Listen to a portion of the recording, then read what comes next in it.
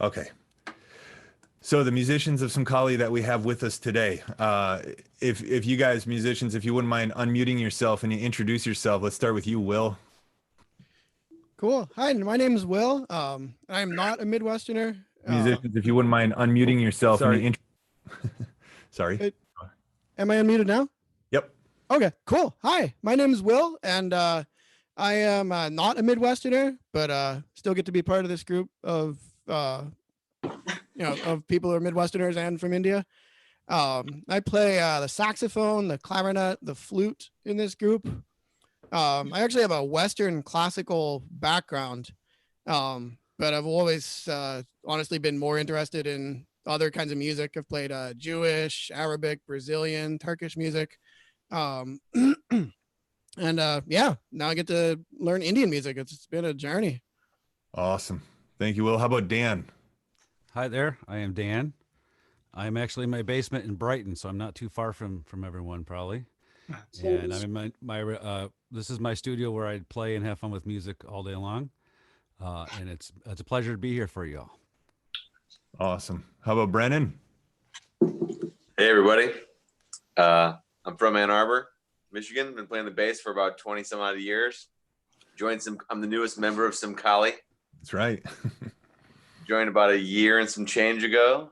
After many hangs at the Indian Music Night, John asked me to join the ranks of the band, and like Will, I'm fascinated by the opportunity to learn, and the music presents such a unique challenge.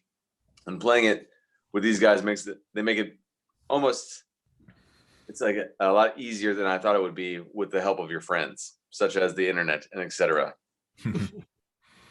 Awesome. Anyways, nice to meet everybody. Thanks, Brandon. And Mad Cat. Hello, my name is Peter Mad Cat Ruth. I play two instruments in this band, the harmonica and the jaw harp. And I've been playing music for over 50 years and having a fine time doing it. I'm originally from the Chicago area, but I've been living in Ann Arbor, Michigan since 1970. So I guess I'm a true Ann Arborite now. And delighted to be part of Sumkali. It's a great band. Awesome. And Anoop? Hey there, I'm Anoop Gopal. People call me Anoop or Snoop, whatever you like is fine. I'm the current token Indian person in the Indian fusion music band that we've got going on here. I grew up playing violin, so that's what I got here.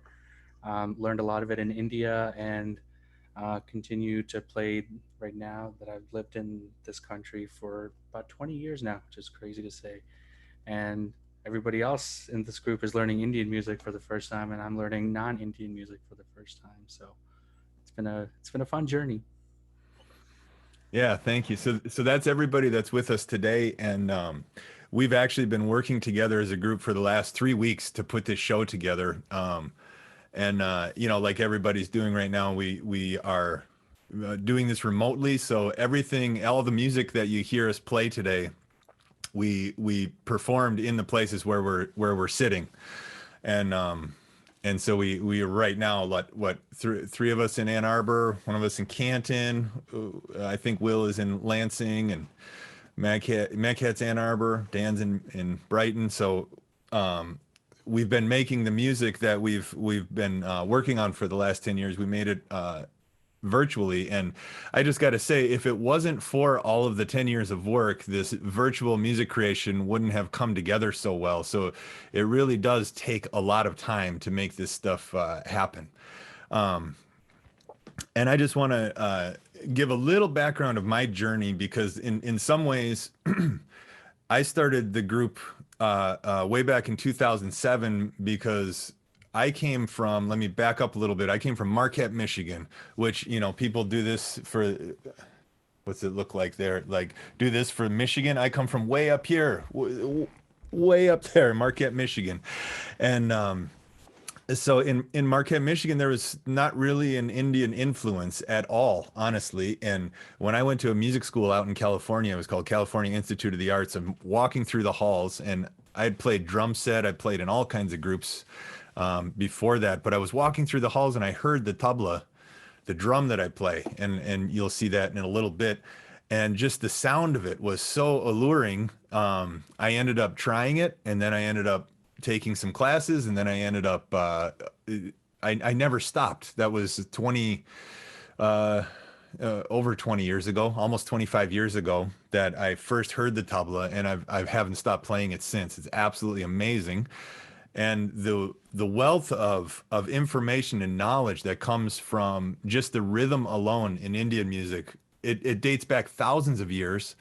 There's so much wisdom and knowledge and kind of curation of this beautiful music and a beautiful rhythmic theory and all of these things to dive into. And so I just fell in love with the way that you learn, the way that you play, and the sounds that it creates.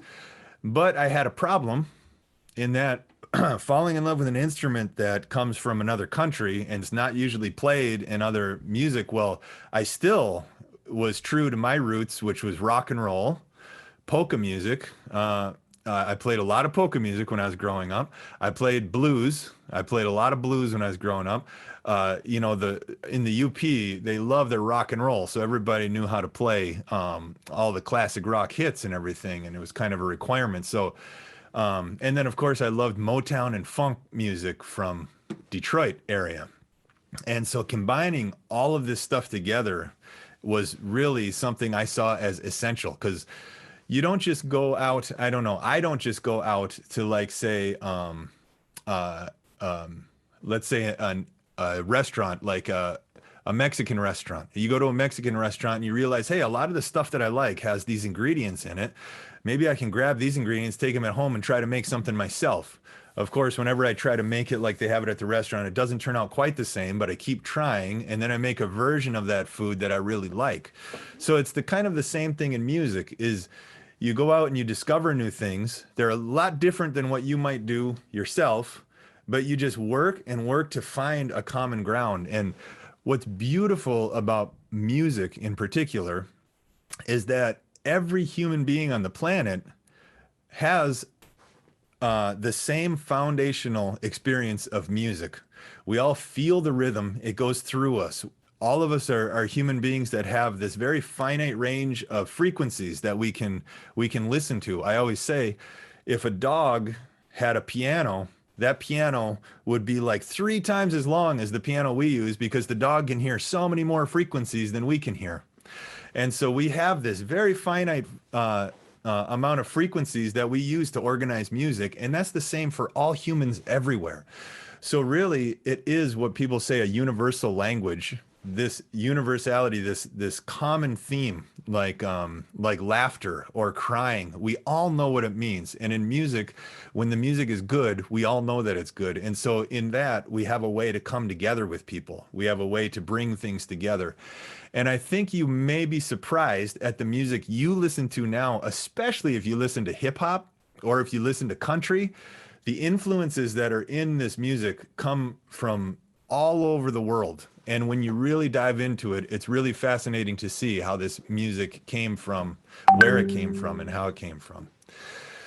So, without any further ado, I want to start with our first piece of music. And this is literally the first piece of music that kind of Sumkali was created around. This is called Takadi. And it has to do with a composition that's on the tabla, the drums that I play. You can see some of them right back there on the shelf behind me.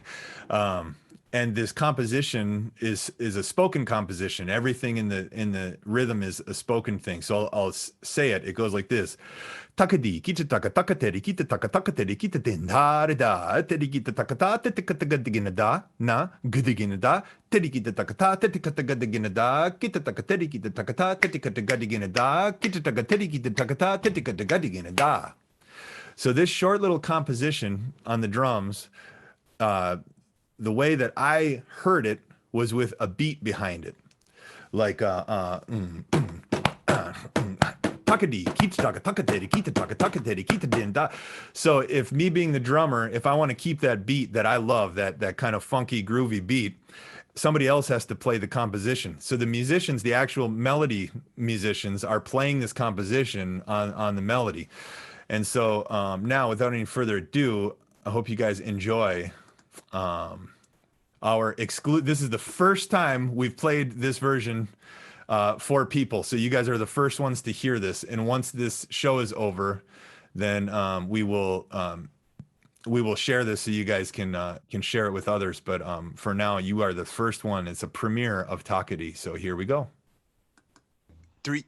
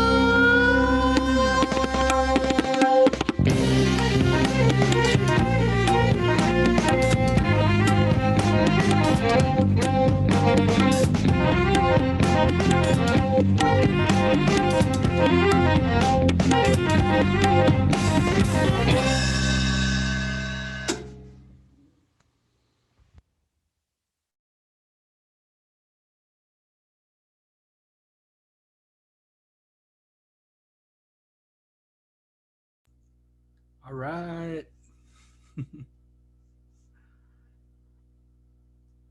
John, if you're saying something, you're on mute there.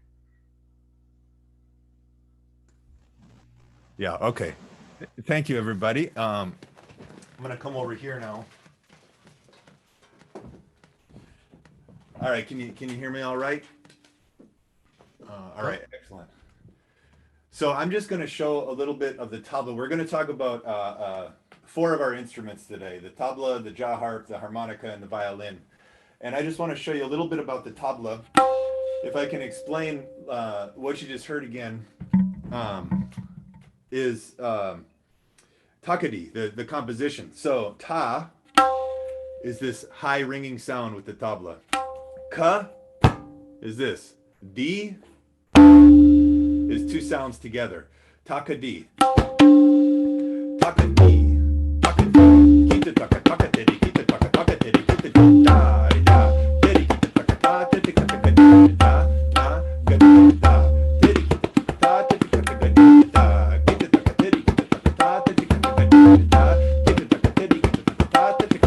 And then if a tabla player is playing this as a performance, they'll play it more like this.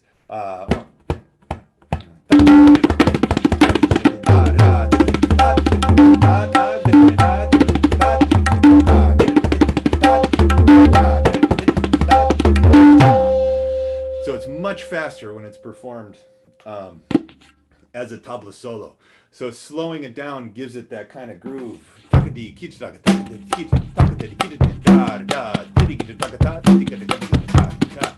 So you get that nice groove feeling when it's there.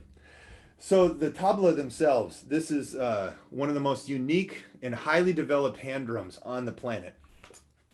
It is a solid piece of wood. Most hand drums, like a bongo or a conga, will have a hole in the bottom, and then you hit the top of it, and it pushes air through the chamber of the drum, and it comes out the hole. And the shape of the drum, the shape of that chamber really differentiates what kind of sound it gives you.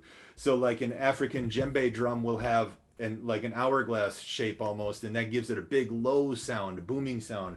Whereas like a conga drum will just have a long kind of swooping down chamber, and that allows it to be high and punchy with also having kind of a deep sound because it's so long. And so the tabla is small, and there's no hole in the bottom. It's actually, if you could feel it, it's a really heavy instrument, and it's pretty hollow. I actually have one I could show you that has a head off of it. So let's see if I can get this in the camera. So this is the tabla, and I don't know if you can see too well in there, but it doesn't have too much of a space. Probably about that far with my hand. And so it's just almost a solid wood shell, and so that makes it rather heavy. And on top of it is the head. And the head, I don't know if I can get really close like this, if you can see, that top, it has layers to it. Each of those black layers of that black dot is made out of a mixture of iron powder and rice. And so that's put on the head to form a weight. It gives the head a little bit of a weight. And I'll explain that in a second. And you see on the bottom, there's many layers on the edge. And that's so that they can pull it very, very tight, and it won't break the edge of the head. But at the same time, you have this very, very thin middle layer, and that is that's what's going to be doing a lot of the vibrating and resonating. So the black dot on the head adds a weight to it. So if you go up to a trampoline that's like round trampoline, and there's nobody on the trampoline, and you just walk up to the side of it, and you go to try to bounce that trampoline, you push it and it might vibrate just a little bit. You push it, it might vibrate. But now if there's somebody laying in the middle of the trampoline and they're just laying there, and you go to push it, now it'll bounce for much longer before it comes to a rest, a close, because of the weight on the middle of the trampoline. So imagine the trampoline, this vibrating, and the black dot in the center has to be just the right weight for it to ring out. And if you notice in the pictures before, I have a lot of tabla. That is because every tabla is tuned to one particular note. So if I have to play in a different key, I have to switch the tabla. In Sumkali, a lot of our songs are in the key of C. So we use this drum. Actually, all the pieces we're playing today are the key of C. So one last thing I just want to show you, and this is a quick video that I made. I'll switch my camera here. And this is a video I made a while back about, or just about putting a tabla on. This is less than a minute long, so I'm going to share this video. And this is me installing a tabla head, time lapse. So this is about 4 hours worth of work when I need to change a head. This is what it takes, and the music you'll hear is from our first album too. So here's tabla head installation. Hour and a half.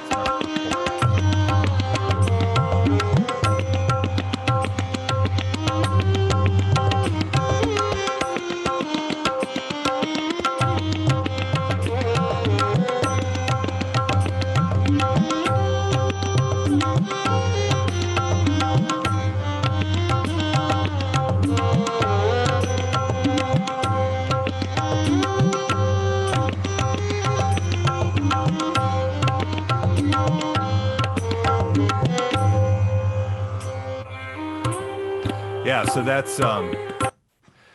is the process of putting on a tabla head. It used to take me 4 hours. I have gotten much better at it. So now on to I'd like to introduce Mad Cat to show us. You have some instruments to show us there. Mad Cat, why don't you take it away? Make sure you unmute. Okay. Well, my number one main instrument is the harmonica. It's 10 holes. And so it has 20 different reeds. 10 reeds vibrate when you blow. And the other 10, which are on the bottom, vibrate when you inhale.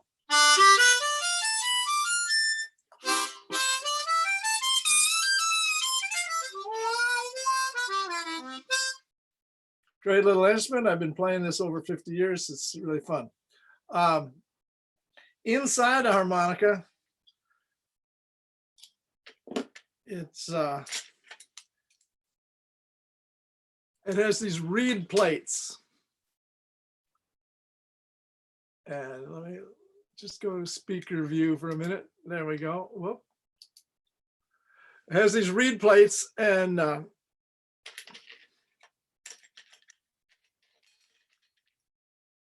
these are little brass reeds on there, and they vibrate when you, it just has a little sound like this when you pluck them.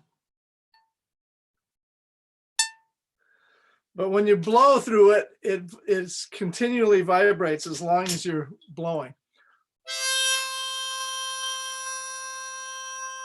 So you get big lungs from playing harmonica.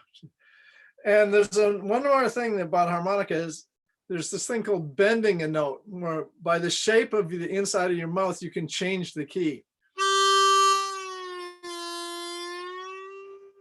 And that's all done by the shape of the inside of your mouth. So also with a harmonica, you can get just one note, or you can get a whole chord. You can go back and forth. You can also modify the sound of the harmonica with your hands.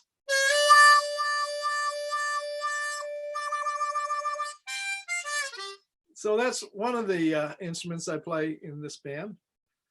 And the other one is called the jaw harp.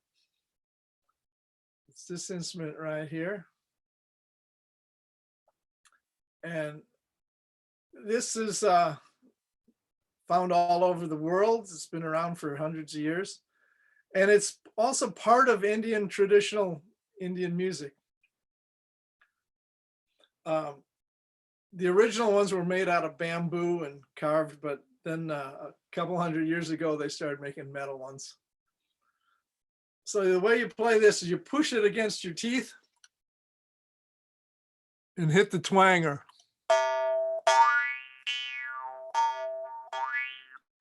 And by moving your tongue around, you can change the tone. You can get all the vowel sounds. And if you breathe in and out really fast, like this, it sounds like this. So if you breathe in and out, hit the twanger, and move your tongue around, it sounds like this.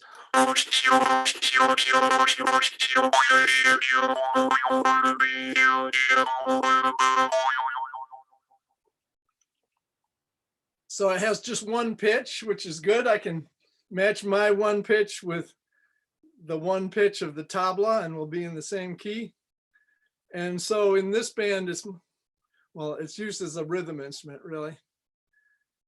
Whereas the harmonica can be used as a rhythm instrument, a melodic instrument, or a chord instrument. I also play guitar and ukulele and banjo and other things, but not in this band. I just Not stick yet. to the just stick to the harmonica and the jaw harp. Okay. Awesome. Thank you, Hey, Meg. John. John. Yeah. This is Dan here from Brighton, guitar player. I just wanted to point out something. Could you hold up that tabla head for a moment that you showed Yeah. earlier? Let me grab it. Because a lot of these, like with the harmonica, the sound principles are just basically vibration and managing the sound. If you look at that tabla head, and then I'm going to hold up just a speaker, and there's tiny one, little ones of these in your phone. You see some similarities between the two, Interesting. and then you can. This speaker also, as the music's playing, is going to move just like that drum head's going to move. You know, my teacher from India always told me there's not a sound there's not a rhythm or a sound in music that you can't do on the tabla. And I'm going to be honest with you, for the first like 5 years, he told me that every year. I didn't believe him.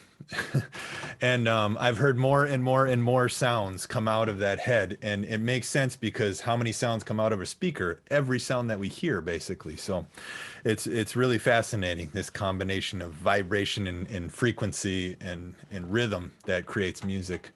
So now, Anoop, I know you play the violin, and Anoop has actually adjusted the way that he plays the violin. When we used to sit on the floor in the traditional Indian style, playing the violin, yeah, you can show how that was, and then if you can talk about a little bit about how your tuning is different in the violin, and then we'll play the next song. Yep. Sure. Yeah. This is a violin just like any other you might have seen before in your life. And it's got the four strings just like they all do.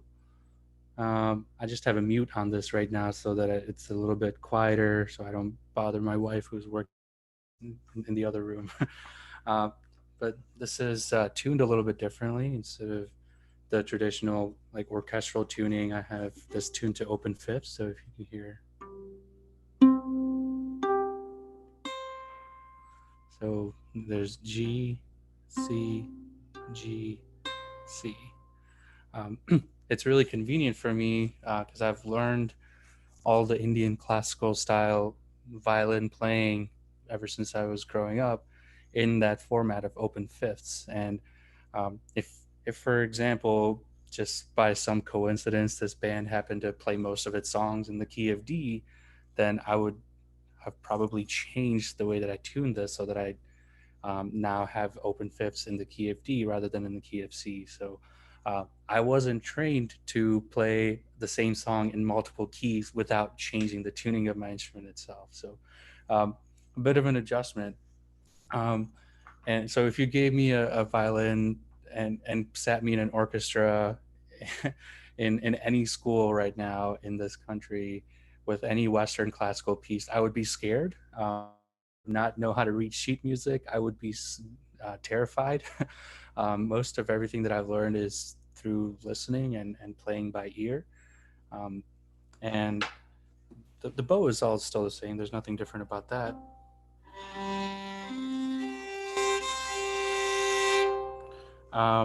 There's still the same kinds of notes. I use the same uh, 12 or 13 notes, or 12 notes, right?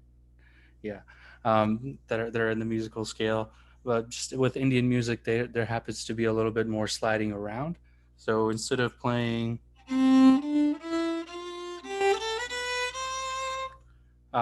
which would be a standard scale, there's a lot more sliding around.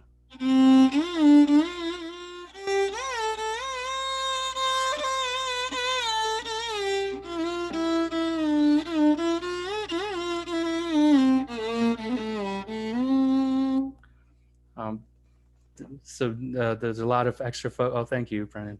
There's a lot of extra focus on the sliding around and being melodic, and um, it's been an interesting experience blending that in with all of this new American style music that I'm learning by playing music with these guys. Uh, so yeah, that's me with the violin. Now I'm I learning love how to play it like people do here in Western classical orchestras instead of sitting on the ground and playing it with the violin resting on my ankle. So that's what makes it really much easier for the sliding around when you're learning Indian music, so that you can move your hands up and down for all the slides without worrying about violin slipping out or something. But now I'm trying to get used to being able to do that while also holding it up here. It's a challenge, but it's been a nice challenge. So because now we get to stand up everywhere on stage rather than having to be sitting on the floor, and it gives so much more flexibility. You know, I got to say something, Anoop, with what you said and what Brennan said earlier. You know, you're saying you get to play Western style music in this group. You know, Yeah. so and then Brennan says, you know, he gets to play Indian style music in this group, and that's kind of the thing. If you look at it, we're not doing either and both at the same time. And I love, Anoop, that you said you would be terrified because, oh my gosh, can relate to that. Playing the tabla, I have been put into situations that I was not prepared for.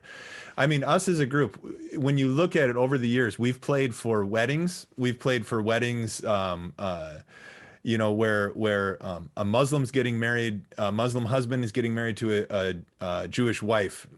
We've an Irish Catholic wedding where the Irish Catholic bride is getting married to a Hindu husband, and the ceremonies all get mixed up, and this everything gets kind of combined together, and it's all in the name of love. And they always call us to say, we don't know what kind of music we need, but we know we need you guys to do it.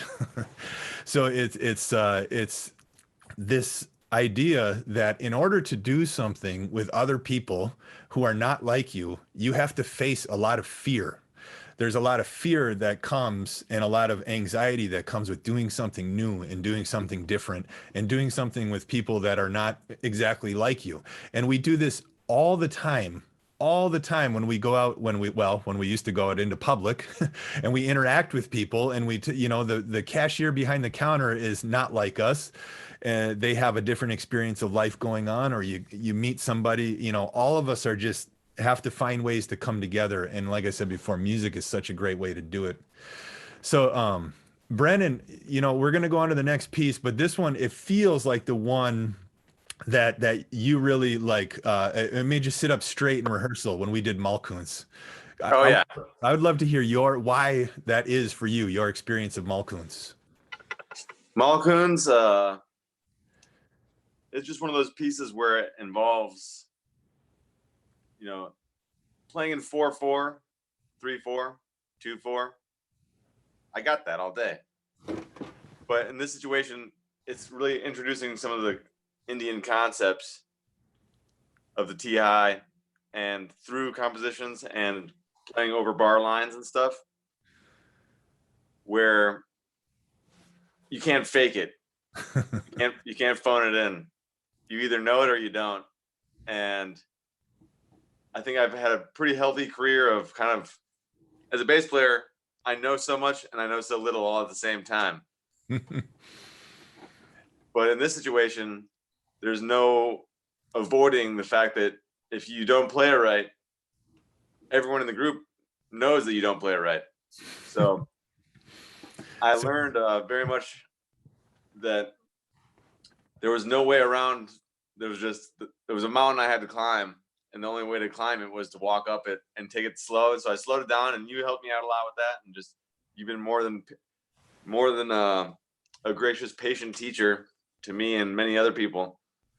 But what it was just repetition of understanding the form and understanding the language, and also because it's an exotic concept to me. It's like, you know, it was not some of these concepts are, you know, we are, yes, kind of a Western fusion band of Indian funk and stuff like that. But this Malkun seems to be very much a piece that is like rooted in some traditions in Indian traditions that have concepts in it that really opened my eyes to the power of Indian music, and it's just a different language than it is here in the West. And so I just learned how to speak. I just started practicing speaking that language and have that in my bag of tricks, you know what I mean, as well as the funk and the jazz and stuff like that. But That's awesome. This is it was an opportunity for me to learn how to, you know, add some more flair. And since learning this kind of stuff, I'd say that it's helped my playing out tremendously, because I can listen to music in a more broader spectrum now than I could before. just knowing the nuances, and like Anoop was saying, just the sliding versus the piano hammer. You know, we're so used to certain types of music that this is, you know, an eye opener, and it was a challenge. Yeah, and I like to accept the challenge. So thank you.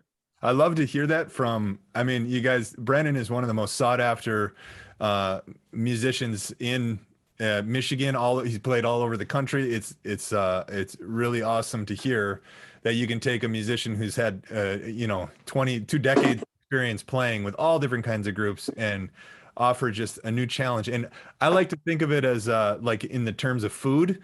Like we have rice, we have white rice, we have fried rice, all these different kind of rice. Malkuns, if this is a type of rice, this has the cardamom seeds in it. You have to be careful not to bite down or they will get you. So malkuns is like, this is one of our most sophisticated fusions. And I would like to introduce it or to play it for you guys now. And just take it in and listen, knowing this is one of our most intricate. It has the most traditional of Indian concepts, the korvai, that's a rhythmic concept that makes it very complex, but at the same time we try to keep that feel, that groovy kind of feel. So without any further ado, here is Malkuns. 1, 2, 1, 2, ready, and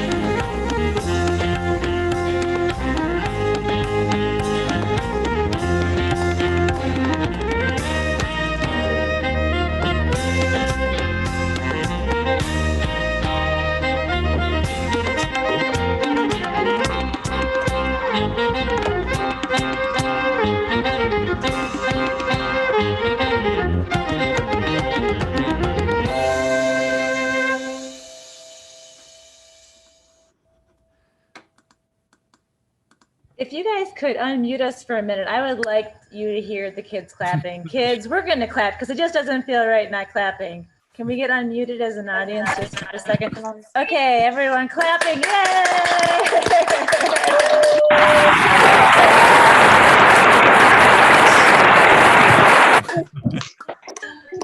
Okay, that's just before we leave today, kids too. I'm going to have you turn your video on at the end, and we're going to do some clapping and take some pictures because we miss seeing your faces. But thank you, that was amazing.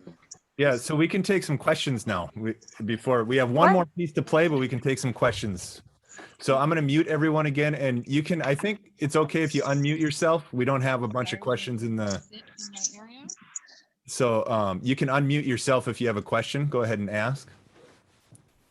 Well, the question I had, because I thought maybe some kids would want to know this, is individually, what is the music that you listen to? Like, say you're feeling sad and you want to feel better. Like, what's your go-to?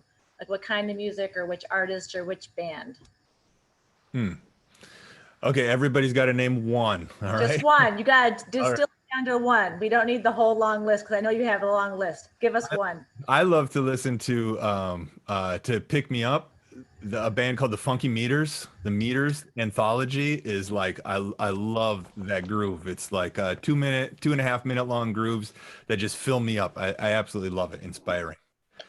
I'm gonna go with Janet Jackson. Yes. Yeah. Well, I like to listen to really old stuff from before I was born. I get inspiration from listening to stuff from back then and see how it relates to music now. So, like, what would be an example? Which artist or musician or group? Either. Like old Hank Williams or something like that. Nice. I think we've got kids here that know who Hank Williams is. Oh yeah, got to. I don't. Except for Anoop. Yeah, it's fine. Dan, you got one? Yeah. Lately, it's been Django Reinhardt, who's an old gypsy jazz guitarist. How about you, Noop? I listen to an Indian classical mandolin player named Ooh, Srinivas. It's really cool. He's a modified mandolin and has only 4 strings, but he does some like totally cool, amazing things with it. I'll type the name in the chat if you want to check him out. That would be fantastic. Kids, you know, in Spanish, this is your mano, your hand.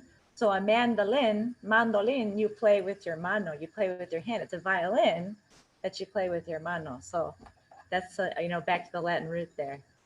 Nice. Will, you got one? I think Will's actually on a business meeting. He's here with us in spirit. Will is working hard. You got a favorite musician, Will? Can you hear us? I don't think he can. I bet Will Darish has a favorite musician out there.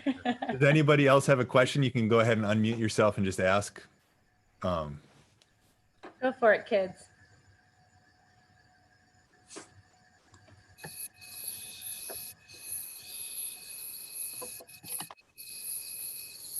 That's my Zoom meeting sound when nobody asks a question.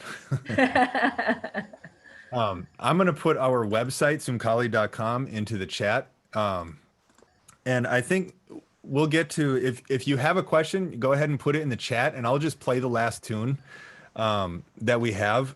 And this tune kind of represents a culmination for us of 10 years of work, 10 years of learning the music from each other, and then just creating kind of a pure kind of creation where we didn't really say, okay, we're going to take this concept and plug it in here. Like the first piece we did was a tabla composition, and we plugged it into a piece of music. And the second one was a South Indian korvai, and we plugged that in to create malkuns. Whereas this one, there's no real influence that we can point to other than everybody in the group that contributed to this piece. So our last piece that I want to play for you, and then we'll take any questions that you guys have. This is called Dare Da, and it goes like this. I'm not going to talk any more about it. I'll just play it for you guys. Here we go.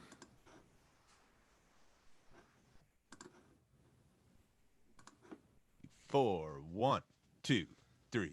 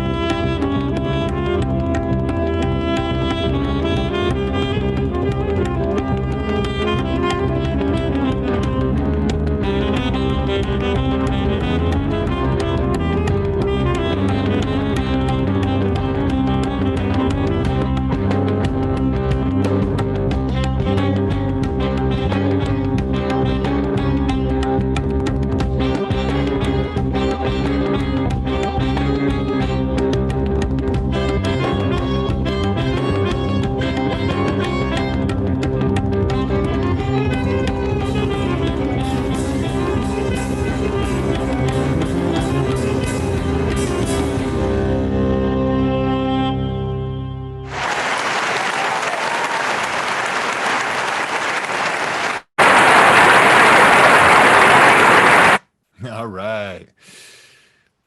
Kids, I want you to appreciate that those three pieces of music were built just for you. Those three that we saw, they were built for you, and it was not easy to put everything together. So kids, I would like you, before John talks again, I want to see your faces. If you guys could unmute them. I'm going to take some pictures, and I want to show us clapping out there. Let's get all those videos going first. It's going to take a minute. Get your videos going. Look at your fantastic faces. Everyone's more awake than they are at 9:30. Okay, start clapping so I can take your picture. Clapping. Clapping. I know you feel stupid. You're like by yourself in your room. Keep clapping anyway. The video's going. Clapping even though you feel stupid. I know it's part of life right now. Here you go. Get those videos going. Oh, wonderful. Look at you guys. Okay, you can take, you know what? You can keep your video on for the rest of the time. Let's see your shining faces now. Unless you really, really want to turn it off. I guess that's okay. But it'd be nice to see your faces there. Thank you, Go everybody. ahead, John. Yeah, thank you so much. Thank you for having us, and we hope you enjoy it. I've just made the 3 videos that we played. I made them public, and I put them onto our YouTube channel playlist, and I put it into the chat here, so you can click on that. It would be wonderful if you subscribe to our YouTube channel and visit our website. I also put that up there, sumkali.com. And hopefully sometime we will see you guys. We played regularly at the Heartland Library. We had a whole summer full of gigs that I would love to share with you, but they're all canceled. And so if you want Sumkali to play in your home like this again, call us up and we'll come and show up on Zoom and play for you guys. So yeah, thank you so much. If anybody has any questions, we will stick around and chat as long as you guys want. Otherwise, thank you so much. Thank you to the musicians and everybody for contributing today. Do the waving, kids. If you're going, give us some. Thank you, adios Teresa. out Thank you, there. teacher Teresa. Yeah, thank you. Yeah. Thank you to everybody. That was so much work to put those videos together. Oh my goodness. Give us some waving while you're leaving, kids, so we can see your lovely waving. It's good to see you. I see my neighbor. She's right across the way, but I know I see her on screen. It's super weird. Bye, guys. Have a great rest of your day. Go outside and play. It's beautiful outside. Yeah. Beautiful. Wonderful. It's good to see you guys. That's my husband. I told him, I texted him like 11 to noon, Ford Motor Company has to be silent. So he had to go outside. Bye, Roberto. Bye, Cassidy. Bye, iPhone. Unless you have a question, you're welcome to. Unless you have a question. Yeah. 8th graders never have questions. Especially on Zoom. So, it's really hard. Like when it's been interesting. Roberto, do you have a question out there? I think Bowden looks frozen. He might be frozen. That's Roberto there. Ah. I'm not sure who iPhone is. I don't know. There they go. Looks like iPhone left. Look, iPhone might have gone. Yeah, it's interesting because it's hard for kids to, it's a self-conscious age anyway. And Zoom, it's like you're there, so. I remember a bumper sticker I saw once that said, hire a teenager while they still know everything. Yeah, or they're just, they're afraid to ask, or, you can say something like a little bit negative and they're like, oh, she hates me, oh my gosh. But this has been a challenge for a lot of kids. And I'm glad we saw as many kids as we did. I get about 80% participation with my work, which is pretty decent. A lot of high schools see in 30%. But we see a lot of kids not joining just because when they join physically on the Zoom, it's reminding them that they're not there.